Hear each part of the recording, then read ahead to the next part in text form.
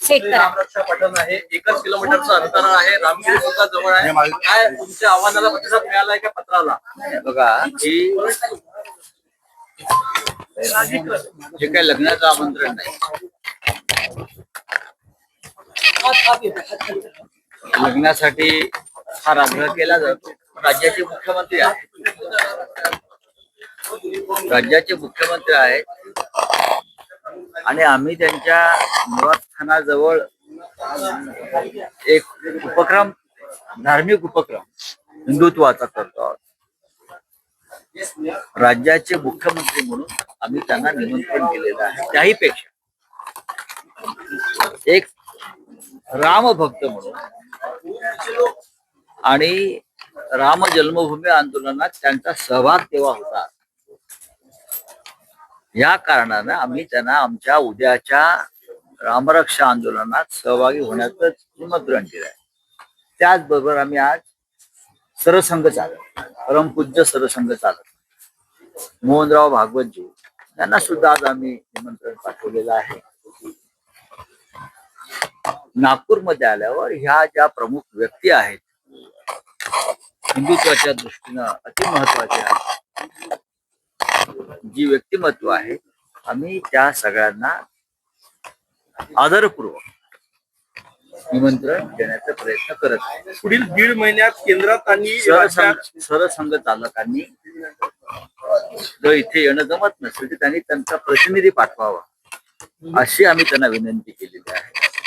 शिवाय या भागातले सर्व आमदार आहेत विविध पक्षांचे, मग भारतीय जनता पक्षाचे असतील किंवा अन्य पक्षांचे काही नेते असतील, आम्ही त्यांनाही आमंत्रित केलेलं आहे. उद्या शिवसेना पक्षप्रमुख उद्धव ठाकरे इथे 11:30 वाजता येतील. त्यांच्या काही भेटीगाठी आहेत तिथे, आणि 4 वाजता ते रामनगर येथील राम मंदिराकडे रवाना. आणि विदर्भातल्या विविध भागातून कार्यकर्ते, रामभक्त, शिवसैनिक इथे उपस्थित आहेत. तुम्ही मुख्यमंत्र्यांना जे पत्र लिहिलेलं त्याला भाजपने आता प्रत्युत्तर दिलेलं आहे. नितेश राणे असतील किंवा इकडे संदीप जोशी आहेत, त्यांनी म्हटलेलं आहे की तुम्ही मुख्यमंत्र्यांना निमंत्रण देणं हा राजकीय विनोद आहे. अजिबात नाही. कसं काय राजकीय विरोध असेल? मला काय, तुम्ही कोणाची नावं घेताय, त्यांनी काय रिॲक्शन दिले आहेत हे माहित नाही. राज्याचे मुख्यमंत्री हे काय एका पक्षाचे नसतात, ते संपूर्ण महाराष्ट्राचे असतात. आणि तुम्ही ज्यांची नावं घेतली आता, त्यांच्यापेक्षा अधिक काळ आम्ही देवेंद्र फडणवीस यांच्या बरोबर काम केलेलं आहे. आमचे जरी आता मार्ग वेगळे झाले असले तरी त्यांच्यापेक्षा जास्त काळ, 25 वर्ष सलग आम्ही भारतीय जनता पक्षाबरोबर काम केलेलं आहे, देवेंद्रजींबरोबर काम केलेलं आहे. तेव्हा त्यांनी अशा प्रकारे प्रतिक्रिया देणं हाच मूर्खपणा आहे. मोहन भागवत जी को निवेदन किया है इसमें शामिल होने के लिए, या उनके प्रतिनिधियों को निमंत्रित किया है, क्या पत्र में जिक्र किया है आपने? बात ऐसे है भाई साहब कि हम नागपुर में अगर हमारा कार्यक्रम हिंदुत्व का कर रहे हैं तो नागपुर में राष्ट्रीय स्वयंसेवक संघ का मुख्यालय है. उस नाते नागपुर ये हिंदुत्व की उपराजधानी या राजधानी है, हिंदुत्व की राजधानी.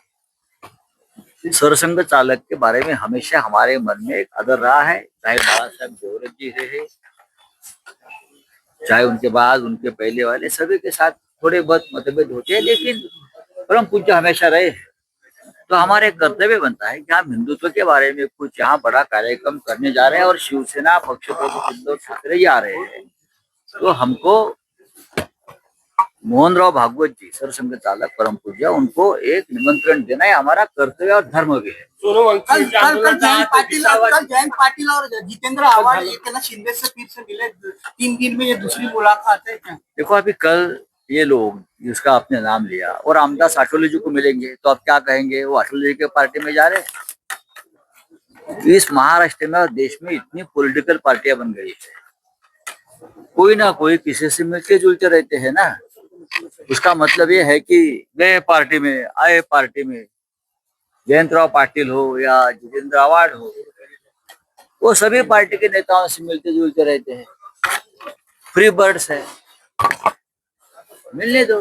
सर, कांग्रेस अध्यक्ष ने प्रधानमंत्री को चिट्ठी लिखी है कि सेशन से पहले ऑल पार्टी मीटिंग बुलाई जाए जिसमें परिसीमन पर विस्तृत चर्चा होनी चाहिए. परिसीमन पे चर्चा होनी चाहिए.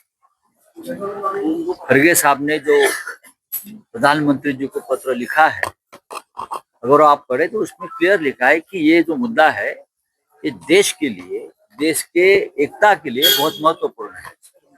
उसके ऊपर सभी पार्टियों के साथ सलाह मशवरा होना चाहिए और हम उनसे सहमत हैं। सोनम वांगचुक आज 25,000 करोड़ का लोकार्पण करने वाले हैं। सोनम वांगचुक के आंदोलन 20 मत से डॉक्टर ने कहा कि ऑर्गन फेलियर भी हो सकते हैं और ऐसी भी जानकारी कि उद्धव ठाकरे जी भी उनके साथ और हाईकोर्ट ने भी दिशा निर्देश दिया कि हर व्यक्ति की जान सुरक्षित होनी चाहिए। तो कर लीजिए, हाईकोर्ट को बोले आप जाइए और प्रधानमंत्री को निर्देश दीजिए और ये भी निर्देश दीजिए नीट पेपर लीक में जिस मंत्री की जिम्मेदारी है उनका इस्तीफा लेकर ये अनशन छुड़वा दीजिए। हाईकोर्ट और सुप्रीम कोर्ट की बात अगर हमारी सरकार मान ली थी तो देश का पूरा चरित्र बदल जाता। अब दूसरी बात है, 20 दिन हो रहे हैं सोनम वांगचुक जी के अनशन को। वहां और एक लड़की बैठी है जिसका नाम है 20 साल की लड़की भी उनके साथ अनशन कर रही है। उनकी तो परिस्थिति बहुत गंभीर है। ऑर्गन फेल्योर की बात अगर आप करते हो तो कोई या ये रिपोर्ट प्रधानमंत्री तक नहीं जा रही, क्या ये रिपोर्ट गृह मंत्री तक नहीं जा रही है, क्या ये रिपोर्ट राष्ट्रपति द्रौपदी जी मुर्मू के पास नहीं जा रही है? लेकिन ये सभी की संवेदना मर चुकी है। ये सभी लोग सत्ता में बैठे हैं। क्या मोदी कैबिनेट में एक भी मर्द ऐसा कोई मंत्री नहीं है? मोदी के कैबिनेट में कोई ऐसा एक मर्द मंत्री नहीं है जो मोदी के सामने कहे कि जो आप कर रहे हो गलत है और सोनम वांगचुक की जान बचाना ये देश का कर्तव्य है।